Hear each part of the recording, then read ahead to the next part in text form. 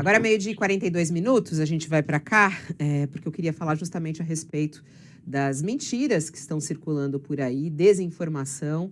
Ontem não, no domingo, logo após o debate, quando saí do debate, eu tinha conversado com a candidata Simone Tebet, que falou para mim justamente que ela tinha feito de propósito aquela pergunta sobre as mulheres, e ela falou assim, eu sabia que ele iria se descontrolar, eu fiz de propósito, para mostrar realmente quem ele é.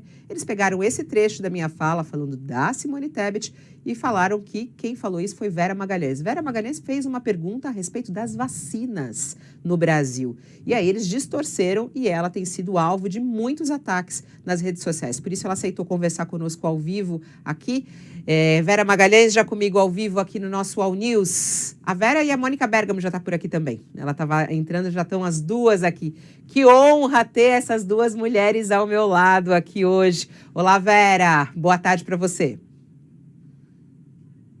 Desculpa. Agora acabei de ativar o mudo, desculpa, vamos.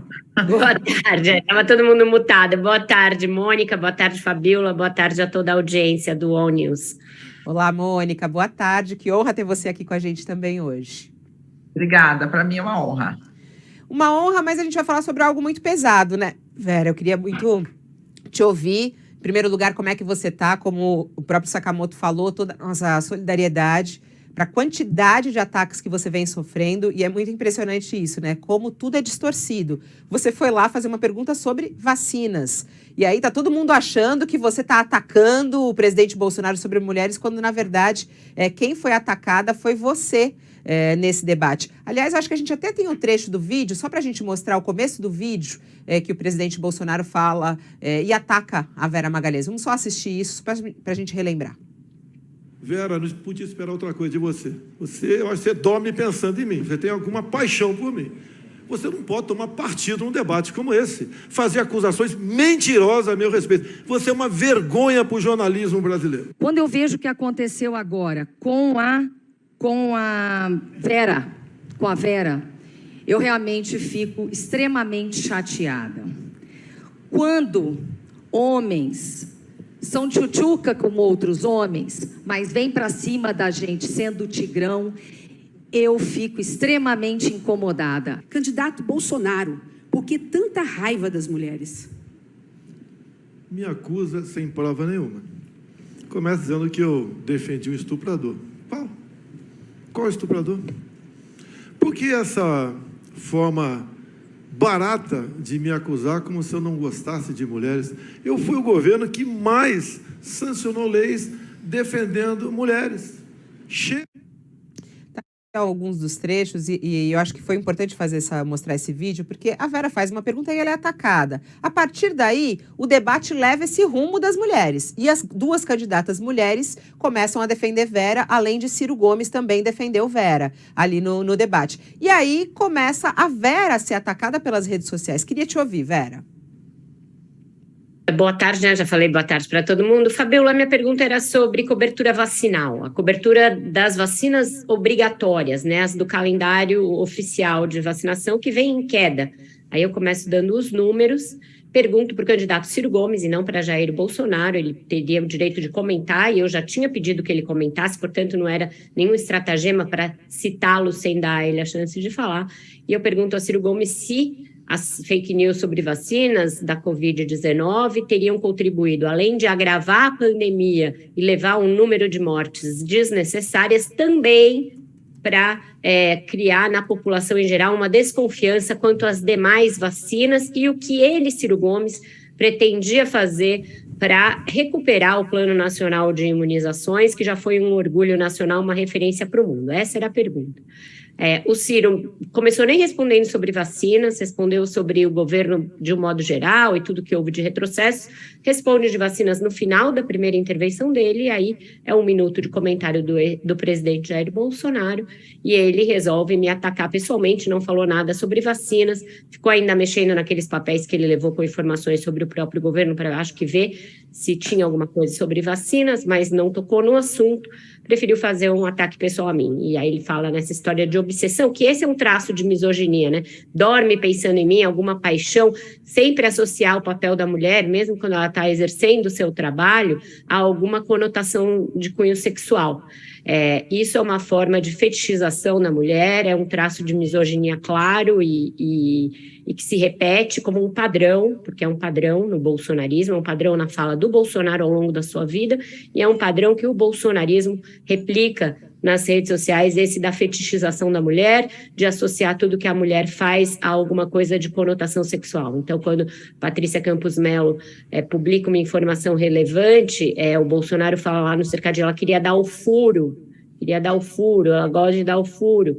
O filho dele repete a mesma coisa, que são coisas absolutamente nojentas, odientas, e que tentam remeter a mulher sempre para esse lugar de alguém que está ou prestando algum favor sexual ou querendo alguma coisa em troca de sexo. Então, é horrível, mas não era inesperado. Eu imaginava que ele poderia vir para cima de mim, não com tanta virulência, não com tanta violência, e ele não responde. Ele fala fake news para cima de mim, não. É sabido, é notório, existe um inquérito, mais de um inquérito no Supremo Tribunal Federal a respeito das fake news que o presidente difundiu sobre vacinação, inclusive associando vacinação ao vírus HIV. Isso está no Supremo Tribunal Federal, a Polícia Federal viu indícios de crime nessa fala. O presidente disse a todo momento que a vacina poderia mexer no DNA das pessoas, fez aquela história de virar jacaré, que depois no Jornal Nacional ele disse que era uma figura de linguagem, e até se embananou, em vez de dizer que está na língua portuguesa, falou que está na literatura portuguesa. Enfim, as falas dele, tudo que ele fez em relação a vacinas, o atraso para responder à Pfizer, a desautorização do Ministério da Saúde quando resolveu comprar a vacina do Butantan, tudo isso é conhecido, tudo isso é fato.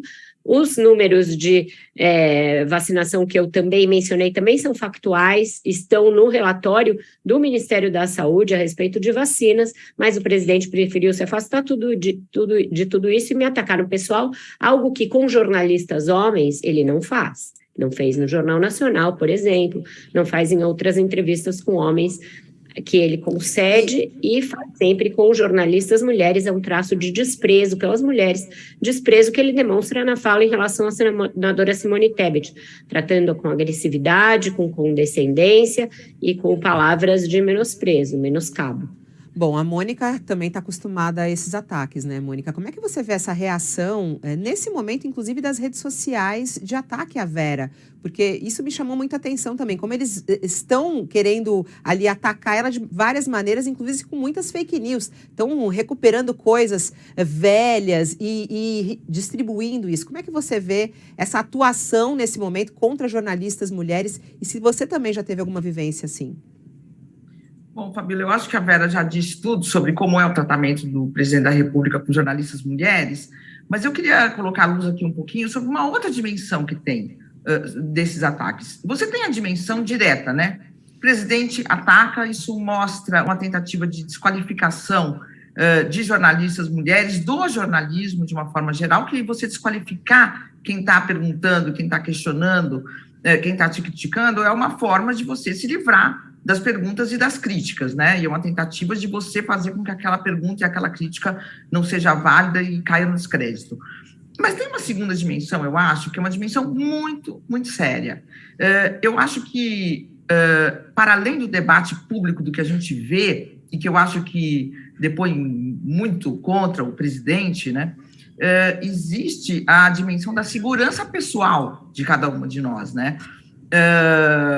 Obviamente, enfim, eu nem vou citar aqui quantos ataques já foram feitos.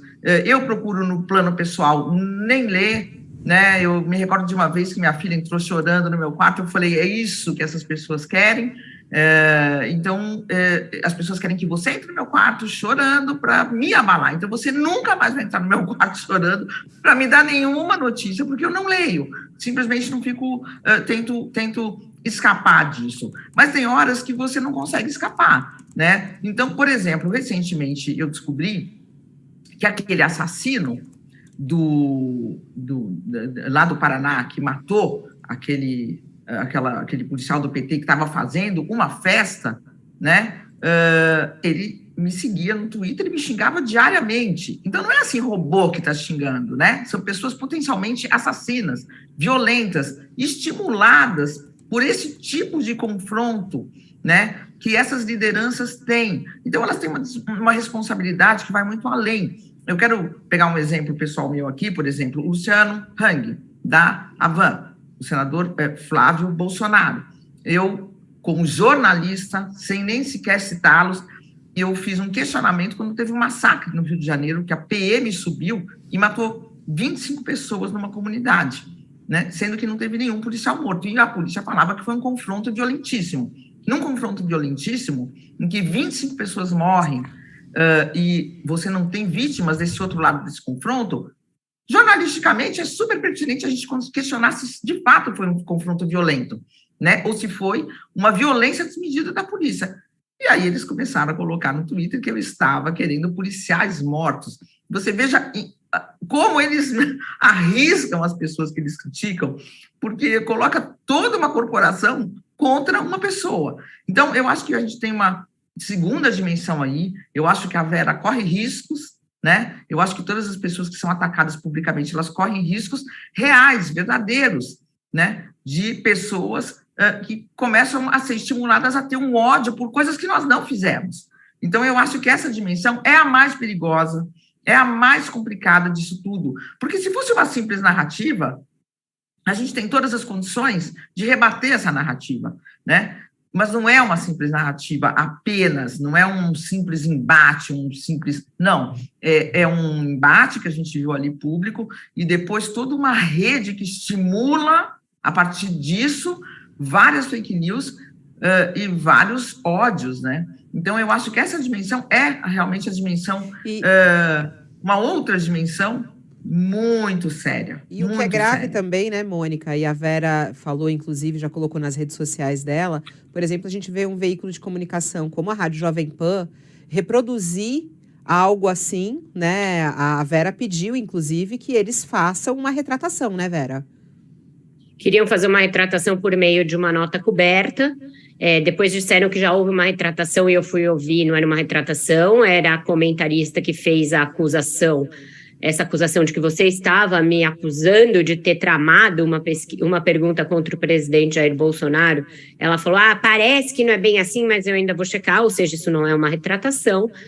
E eu pedi que a retratação seja feita pela mesma comentarista, que ela, na voz dela, a mesma que ela usou para difundir uma fake news contra nós duas, e para perguntar ainda, isso é jornalismo? Uma pessoa que, aliás, nunca foi jornalista, nunca fez uma matéria na vida, nunca saiu na rua com um bloco para apurar nada, querer me ensinar, depois de 30 anos, a fazer jornalismo, eu exigi que a retratação venha da mesma pessoa, nos mesmos moldes em que ela fez a crítica que ela colheu no submundo bolsonarista, que ela colheu nos grupos de mensagem, que acho que ela deve achar que é nesse tipo de lugar que se pratica jornalismo, né, no submundo do Telegram, dos grupos de WhatsApp e etc. Então, é muito lamentável, até porque é um veículo no qual eu já trabalhei, e que, mesmo quando eu divergia de algumas posições, ou do veículo, ou de outros comentaristas, sempre tratei com respeito, nunca parti para desqualificação pessoal e muito menos para mentir a respeito de ninguém. Então, lamentável, espero que se retratem no programa de maior audiência da casa, que foi aquele usado para veicular essa fake news contra a gente. E assim, ontem de manhã, quando eu falei com a campanha, com pessoas da campanha do presidente, eles ficam irritados porque a gente ainda tem fontes, né, na campanha do presidente, apesar dos ataques. O clima era horrível, revendo todo tipo de entrevista, cancelaram e adiaram, inclusive, uma sabatina à própria emissora. Eu veiculei isso e esse era o motivo da raiva. E isso gerou uma ordem unida no próprio grupo da campanha de difundir coisas contra mim nas redes sociais. Então, já fui alertada de que viria uma nova onda de ataques e aí, na ausência de coisas novas para falar, resolveram replicar ataques com fake news antigos, como aqueles em relação ao meu salário na TV Cultura, que é um salário bem modesto, aliás, para o mercado de âncoras da TV brasileira, que eu já divulguei, eu já publiquei facsímiles do meu contrato abertamente, da outra vez que 2 deputados estaduais veicularam essa mentira, e também uma deputada federal, a deputada Bia Kicis, deputados Douglas Garcia e outro aqui de São Paulo, e ela, e eu publiquei o meu salário nas redes, tive de voltar a publicar, mas além de ser uma ignomínia e de ser um absurdo e de ter essa dimensão violenta que a Mônica falou, com a qual eu concordo, eu acho de uma burrice extrema também, e isso me choca, porque eu acho que a burrice, ela também é espantosa, porque se você quer rebater justamente uma crítica pelo fato de você ser machista, misógino e agressivo com a imprensa, o seu jeito de rebater, reforçando a misoginia, a agressividade e o machismo. Então, eu acho que fizeram uma opção de falar só para a bolha mesmo, e de manter o discurso controlado. Sabe por quê, Mônica e Fabiola? Porque a atitude do presidente absolutamente despropositada, fora da pergunta, fora de timing, surtiu efeito mesmo fora da bolha, surtiu um efeito no público que ele já tinha. Eu estou recebendo muita mensagem de pessoas que nunca me seguiram, nunca me acompanharam, que provavelmente não assinam jornal, que talvez não assistam o Roda Viva, então não me conheciam, indignadas com o tamanho, grau de agressividade pergunta sobre vacina. Então, eu acho que isso furou a bolha e eles estão preocupados porque o efeito foi o oposto do que eles pretendiam com o debate. Eu mesmo recebi, eu até te mandei mensagem, né? Porque na hora que você saiu, Vera, tinham 2 seguranças atrás de você. E foi muito curioso porque eu comecei a receber mensagens. O que aconteceu? Tem muito segurança atrás da Vera e você estava sendo acompanhada ali por seguranças quando você saiu do estúdio, né? Por justamente a tua segurança. E a Mônica acabou de falar, falou assim, é perigoso o que a Vera está vivendo agora. Você tem medo, Vera? Queria muito saber disso, assim. Como é que é isso para você? Você tem medo? Porque você deve receber ameaças o tempo inteiro, né? Agora. Na primeira onda, quando eu divulguei que o presidente estava usando o WhatsApp dele, o mesmo da presidência, com o brasão da República, para chamar para um ato antidemocrático no início de 2020, ali em março de 2020, né? Eu publiquei isso em fevereiro, o ato aconteceria em 15 de março. Eu tive medo, porque as ameaças partiram para o pessoal, publicaram, inclusive, informações a respeito da escola que meu filho caçula estudava. Eu tive de mudar o modo como ele saía da escola, dar orientações para uma criança que na época tinha 11 anos de não conversar com ninguém, de não ficar na porta da escola. Então, isso causou um abalo em mim. Na época, um abalo muito firme. Mas 2 anos, uma pandemia e tantas ameaças à democracia depois, eu acho que me deram uma certa resiliência, Fabiola. E eu acho que a gente não pode, em hipótese alguma, se acovardar. Tanto que quando ele ficou falando comigo, eu continuei olhando para ele, né, impassível, sem nenhum tipo de medo, sem desviar o olhar, sem nenhum tipo de provocação, também olhando para ver até onde ele ia. Porque eu acho que ele é o presidente da República, ele tem uma liturgia do cargo, ele tem um juramento que ele fez à Constituição, de tratar todos indistintamente, de governar para todos, e de respeitar a liberdade de imprensa, que é um princípio basilar da Constituição, e ele tem de honrar esses juramentos. Então, eu fiz uma pergunta, ele reagiu de uma maneira absolutamente despropositada, e agora esses ataques todos tentam inverter, como se tivesse sido eu a perpetrar algum ataque contra o presidente. Eu não vou aceitar isso, não vou ficar quieta, não vou me intimidar com esses ataques. Eu não tenho absolutamente nada a esconder, todos os meus contratos são contratos normais de prestação de serviço de jornalismo, o que eu faço está público, minha coluna é pública, meu quadro na CBN é público e o programa que eu apresento também. Então, procuro não pensar muito nisso, não, e fazer o meu trabalho independentemente disso. E que tem todo o nosso apoio e o nosso respeito. Vera, parabéns pelo seu trabalho, força. Estamos com você nessa luta e não vamos deixar essas mentiras aí seguirem, porque a gente trabalha com jornalismo profissional. Um beijo grande para você, Vera. Até a próxima. Beijo, queridas. Até a próxima.